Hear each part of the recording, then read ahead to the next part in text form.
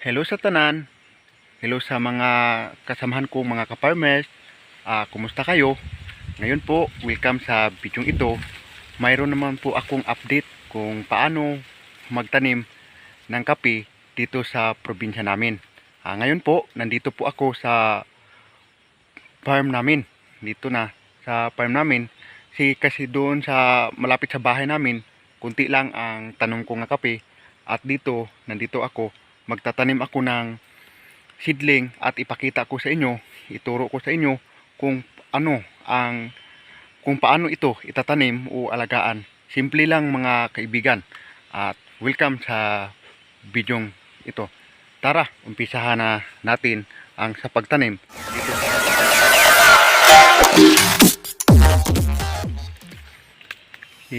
Yan mga kaibigan, yung makita nyo sa baba, dyan tayo kukuha ng seedling. Magtatanim po ako dito sa itaas at ipakita ko sa inyo kung paano siya itatanim para siguradong mabubuhay ang kape mga kaibigan. Nandito po ako sa farm namin. Ito ang mga tanim kong kape. Marami ng seedling siya sa baba at kailangan nga nang ilipat doon mga kaibigan. At doon hanggang sa taas dyan may mga kape pa yan. Yun. Dito tayo magtatanim ng kape. Bago tayo magtanim ng kape mga kaibigan, i-share ko po lang sa inyo yung kailan ba mag-harvest ng kape. Ilan bang bisis? Siyempre mga kaibigan, ang kape mag-harvest, isa lang mag-harvest sa isang taon mga kaibigan. Kakaiba to sa ibang mga tanim tulad ng palay at mani at iba pa, kasi pwede sa isang taon pwede katlo ka mag-harvest, at ito naman kaisala mag-harvest sa isang taon. Pero ano naman mga kaibigan, mga higala, yung buo naman ang maano mo kapag magkaroon na siya ng maraming bunga. Kung mabinta naman yung yan, dami kang makikita mga kaibigan, basta alagaan lang ang kape ng ayos. At ito nandun sa baba, natapos ko na sa pag-alaga. Andun sa taas may marami pang mga seedling. Yun lang mga kaibigan, hindi na ako nagpaano ng seedling ng kape, kasi yung matira-tira yung sa taas na hindi na ma-harvest, malalaglag at saka na magsisidling. Yun lang mga kaibigan, hindi na kayo ng pang-seedling ng kape. Madali lang ang pag-seedling ng kape mga kaibigan. At dito, iano ko sa inyo ang pagtanim sa kape.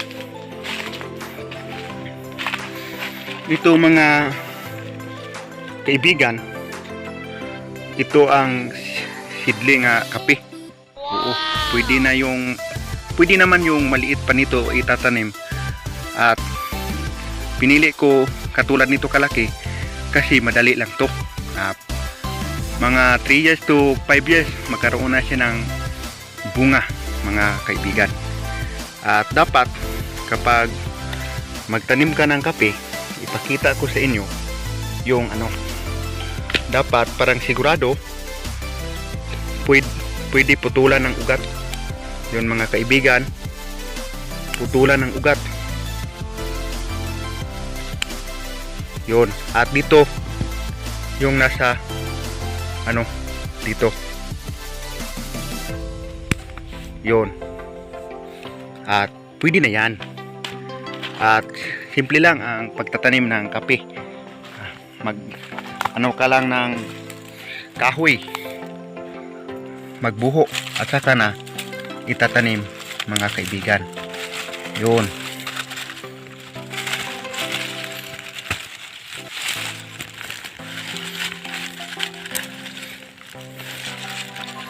Yun lang mga kaibigan.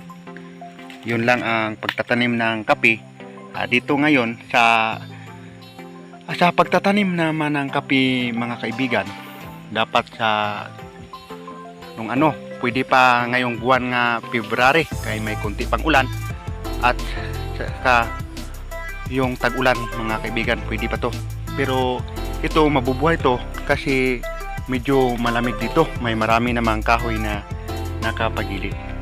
At ito mga kaibigan, iano ko sa inyo ang yung ipil-ipil nga kahoy, yun pwede yan, hindi puputulan kasi magkaroon na siya ng maraming sanga, at yun lang ang para hindi masyadong anuhan sa init ang tanom nga kape mga kaibigan.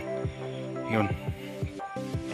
At ang distansya, yung para sa akin, ito pa yung isa, tulan natin.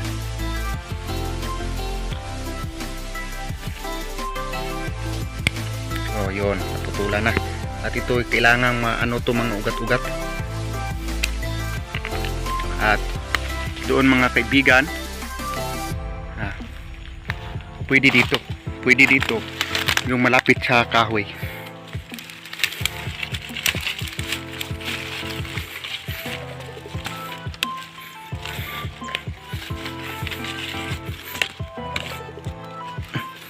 Okay, yun lang ang tanim natin nga kape dito. Dito hindi ko na kinukumpusan kasi matagal na tong hindi na taniman ng iba't ibang klase ng mga tanim. Masyado pang mataba ang lupa nito, lalong lalo na may maraming mga damo nga nabubulok lang mga kaibigan. At pwede maglagay ng compost pag may maraming mga pag mga ipa ng palay, at iba pa, pwede yung mga klase-klaseng animal manure, pwede ilagay sa lalim bago itatanim ng kape mga kaibigan, kay parang madali lang siyang mataba yung mabubuhay mga kaibigan. Ito kapag maabutan to ng 4 years to 5, magkaroon na to, mamulaklak na to, at saka na magbubunga mga kaibigan. At ito yung sa baba, puntahan pa natin yung iba pang tanim ko dito mga kaibigan na kape. Ngayong buwan ng February ay ito na mga kaibigan ang pag-harvest. Kapag mag-umpisa sa pag-harvest ng kape simulang November hanggang February pero konti na lang sa mga February. Kapag January may marami ka pang ma-harvest. Kapag February na tulad ngayon, ito na mga kaibigan, bihira na lang ang mga tira-tira sa kape at wala nang mga hilaw, yung hinog na lang ang kay ngayon man ang magbulaklak naman siya pag January to February. Ito mga kaibigan, umpisa na siya pag pamulaklak. Puntahan pa natin yung ibang tanom nga kape. Ayun mga kaibigan, yung nakita ninyo yung naninilaw yung mga dahon niya kasi nasa sa bato yan, hindi siya masyadong mataba kasi nasa lang sa bato siya nabubuhay mga kaibigan. Yung kape talaga kasi mabubuhay la sa bato. At pero maganda ito kapag wala siya sa bato o pangpang kasi masyadong yung dahon niya, yung kulay green talaga, at magkaroon na siya ng maraming sanga. At ito mga kaibigan, yung makita nyo yung gamit nga yung nasa medyo malapit lang yung kahoy nga ipil-ipil kay para hindi masyadong mainitan yung kape mga kaibigan. Okay, hanggang doon pa yung kape mga kaibigan. Puntahan natin sa baba. Ito may marami na siyang mga seedling, kaso lang gamay nala ang ako nga katamnan. Gamay na lang ang katamnan.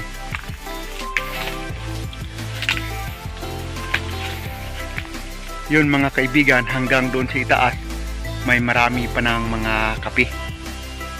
mga kaibigan. At i-update ko na lang sa sunod kapag matapos na to, pag matransplant ko na yung iba at saka malinisan na yung kape ko mga kaibigan at saka magbubungala. Okay, yun lang ang video ko mga kaibigan. Simple lang ang pagtanim ng kape mga kaibigan. Ganyan lang to yung pinakita ko nga dapat putulan siya sa ugat at saka itatanim mga kaibigan. Okay, hanggang dito na lang muna tayo kasi umuwi pa ako sa bahay. Mayroon magpakain pa ako ng aking alagang mga hayop. Okay, thank you po sa pag-watching sa video ito at sana may konti kayong natutunan sa video ko kung paano magtanim ng kape o paano alagaan. Unang-una, kailangan yung malinis yung kape mga kaibigan at pwede ito huwag kalimutang magpausok mga kaibigan. Okay, thank you po sa pagpanood ng video ito. Kung nagustuhan nyo ang video ito, pwede kayong mag-like, mag-share, mag-comment para ma-updated naman kayo sa bagong mga video na i-upload ko. Okay, yun lang mga kaibigan ang pananim ko dito sa mga probinsya. Abangan nyo lang ang mga i-update ko pa ng mga tanong at saka pag-adventure ko mga kaibigan. Okay, bye-bye.